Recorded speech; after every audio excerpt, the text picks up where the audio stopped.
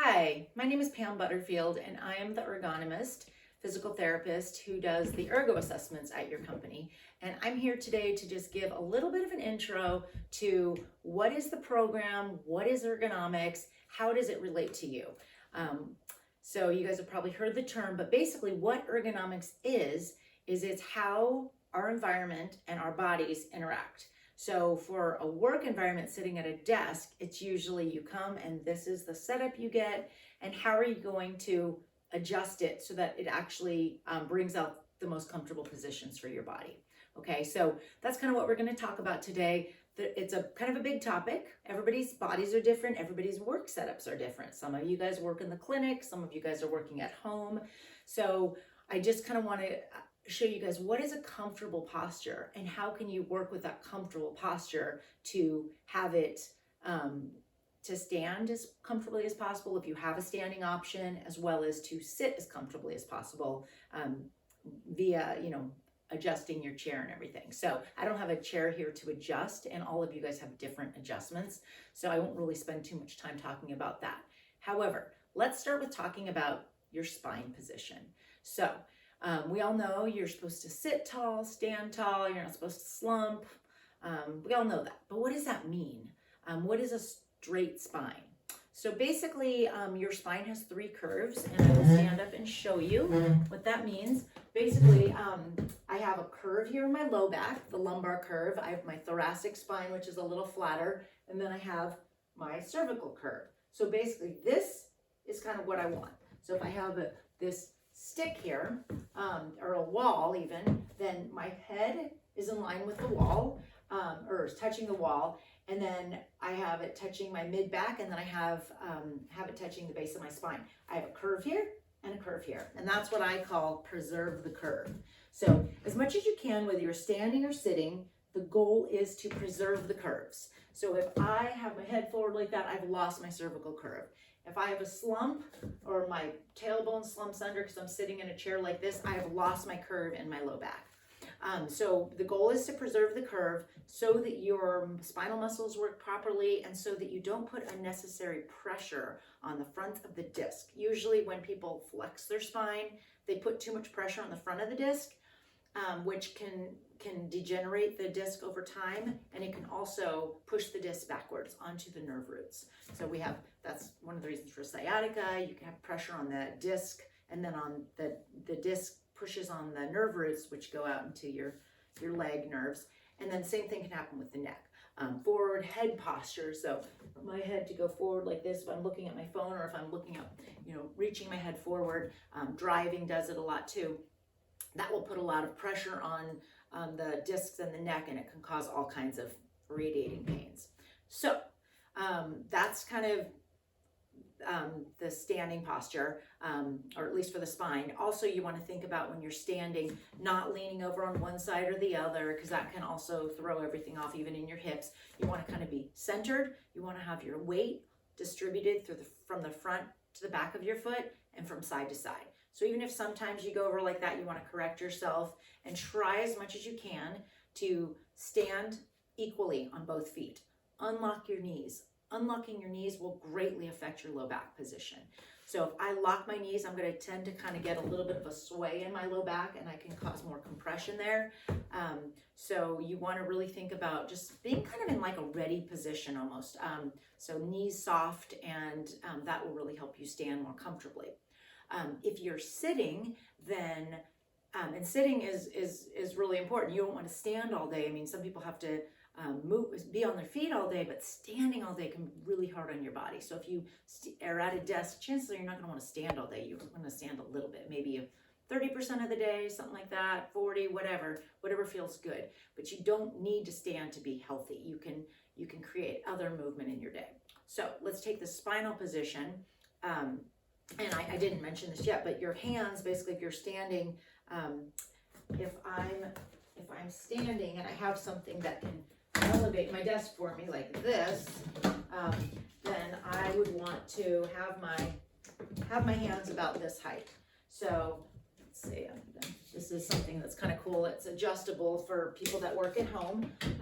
And then I would maybe have this here, and I can type like that, where I can type like that, and that's basically the position that my hands would want to be in. And the purpose for that is that if it's too high, then I'm gonna have too much pressure on the carpal tunnel, plus I might tend to shrug.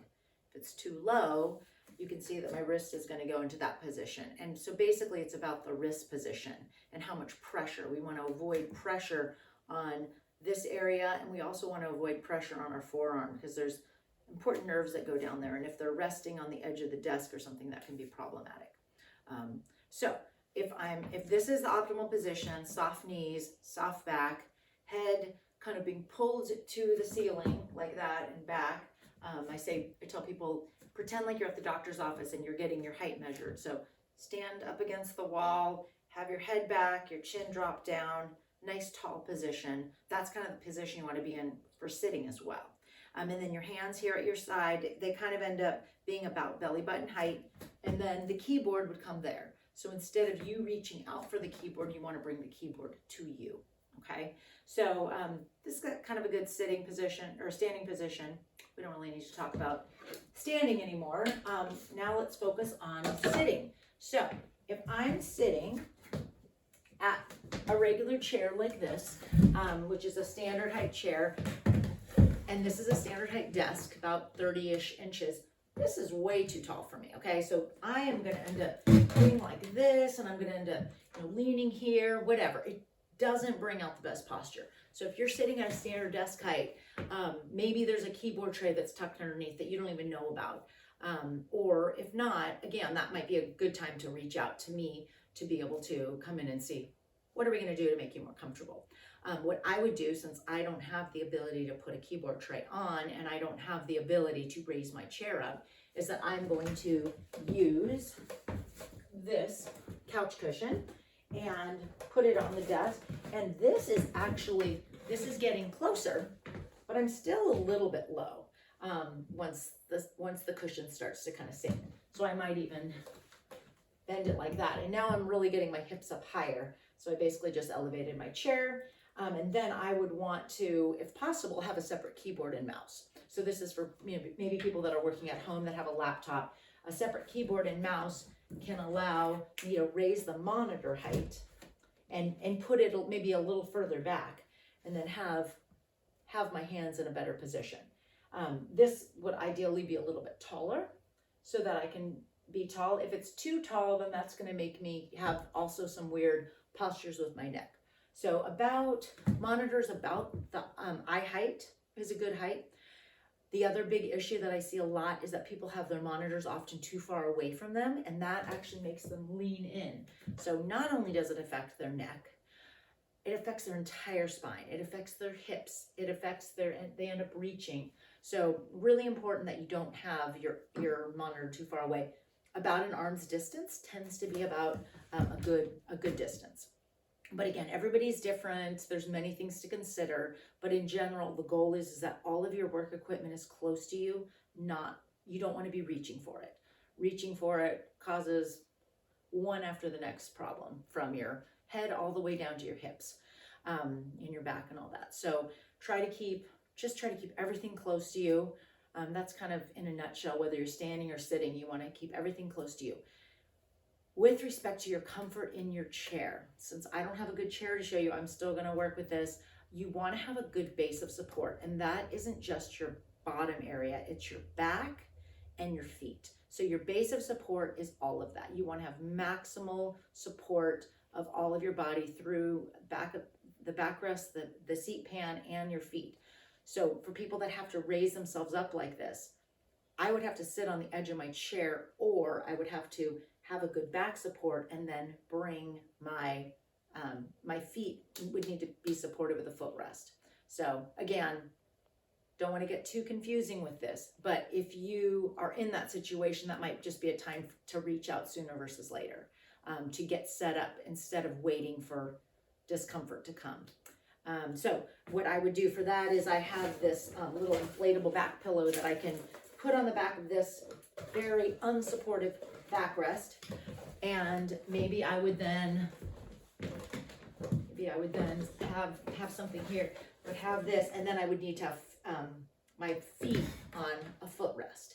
So then maybe I would be okay. So you kind of get the gist of basically we're trying to bring you up to the desk, bring the floor up to you. So think that is probably, there's all different kinds of issues that can happen with ergonomics, tennis elbow, carpal tunnel, shoulder, this and that, and you kind of have to take each situation as it comes. But having a good ergonomic setup from the beginning is one of the best ways of dealing with preventing all of that.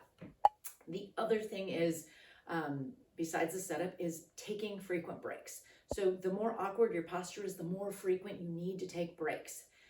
Even if you have a perfect setup, you still need to move your body. So I just want to go through a few stretches that I personally really like. One of the easiest is just reaching your arms up over your head and just doing really slow circles. So your palms, your fingers going out, then around. So just really doing, like, you can do figure eights or circles, but just doing some slow stretches. And I feel that all through here. Then bringing your shoulders out. It's kind of into cactus arms. You can do a couple circles like that. You can take your hands behind your head, drop your chin down and open up like that. Oh, it feels so good. And then lean onto your right side while you reach your right elbow up. So you're really lengthening this whole side of the body. Do that a couple times, whatever you can get in there. And then doing a twist. So I'm just kind of reaching across my body, grabbing my knee and then twisting. And then again, bringing this arm back and twisting. Okay, you can do some nice neck circles. You can do this one where you're kind of pretending like you're pushing your head back into the wall or the car rest, the headrest in the car, and basically really, really lengthening the back of this. Then another good one is for people that sit all day. If you sit all day, you want to stretch out the front of your hips. So even just standing up and getting a little lunge in here, stretching the front of my thigh, and then simply by straightening the front leg, I can stretch the hamstring in the other leg. So kind of lunge and then pull back. You can even put your hands on your desk and stretch back like this, or go up against the wall and stretch. There are so many good stretches, but if you can just remember one, I would say reaching up and doing some circles and bringing your arms into the cactus position. So remember, the best move is the next move. You always want to keep, try to incorporate as much movement into your day as possible. And remember the importance of a good setup. Hopefully you can take some of this information back to your desk, and definitely don't hesitate to reach out if you are confused about anything, if you need to help getting a good setup, or if you start to have any symptoms, because these kind of issues, ergonomic issues, can really lead to some long problems that are harder to go away the longer they persist. So please just reach out. I'm here to help you, and hopefully this information was helpful. Okay, thanks. Have a good one. Bye-bye.